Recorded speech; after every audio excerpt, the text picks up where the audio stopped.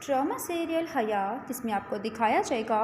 कि हया मुबारक मस्तूर के घर ब्याह कर जो आ गई, मगर उस घर में लड़ाई और झगड़े शुरू हो चुके हैं। हया की खुशी तो किसी से देखी नहीं गई,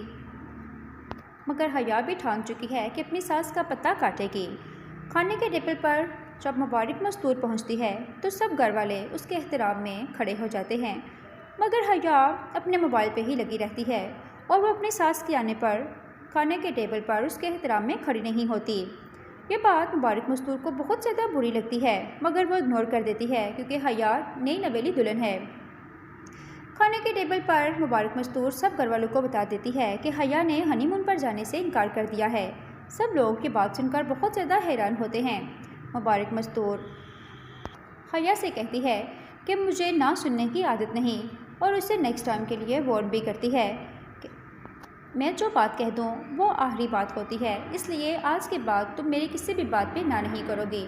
मगर हया जो कि ठान चुकी है कि अपनी सास को नीचा दिखाने की, इसलिए वो पहले तो अपने शौहर रोहान को अपने मुट्ठी में करने की कोशिश करती है। रोहान जब भी हया के पास आता है तो वो उसे बातों में लगा देती है और उसे कहती है, रोहान, अभी मेरे और तुम्हारे दरमियान ऐसा रिश्ता नहीं, और ना ही हम दोनों के दरमियान अभी इतनी अंडरस्टैंडिंग है,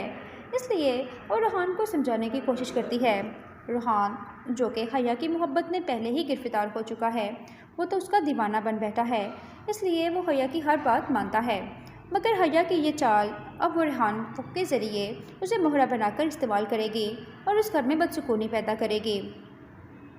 क्योंकि हया तो ये सिर्फ यही चाहती है कि जिस तरह मुबारक मस्तूर सब घर वालों को हुक्म देती है, इसी तरह हया के हुक्म को भी आखिरी हुक्म माना जाए। मगर वो ये नहीं जानती कि मुबारक मस्तूर इस घर की बड़ी है